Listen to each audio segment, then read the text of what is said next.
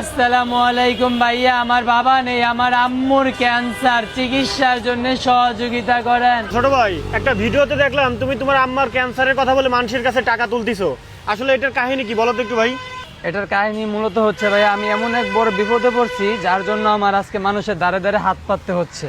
আমি ভাই আগে কখনো মানুষের দ্বারে হাত পাতিনি, অথবা মানুষের কাছে যাইও না সাহায্যের জন্য। কি হয়েছে, কাহিনী কি, মানুষের কাছে হাত পাততিছো কেন? ভাই মূলত কারণ আচ্ছা, হচ্ছে, তোমার আম্মাকে আসলে অসুস্থ? জি, আচ্ছা, এই আম্মার কি হয়েছে তোমার? আমার আম্মুর প্রথমে হয়েছিল টিউমার পায়ে, বাদে টিউমার চিকিৎসা করার পর ওখানে ক্যান্সার ধরা পড়ে। আর এর জন্য এখন ডাক্তাররা বলছে প্রায় অনেক টাকা লাগবে। এখন এক একটা কেমো দিতে ভাইয়া প্রায় 18 থেকে 20,000 টাকা লাগে। আর যদি কেমো না রক্ত না লাগে তাহলে 14 থেকে 16,000 টাকা লাগে।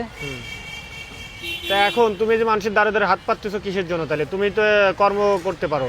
ভাই আমি কর্ম করতাম, আমার জ্যাঠা আমার একটা অটো কিনা দিছে যে আমি আমার মায়ের চিকিৎসা করতে পারি, প্লাস আমি আমার পড়াশোনার খরচ চালাতে পারি।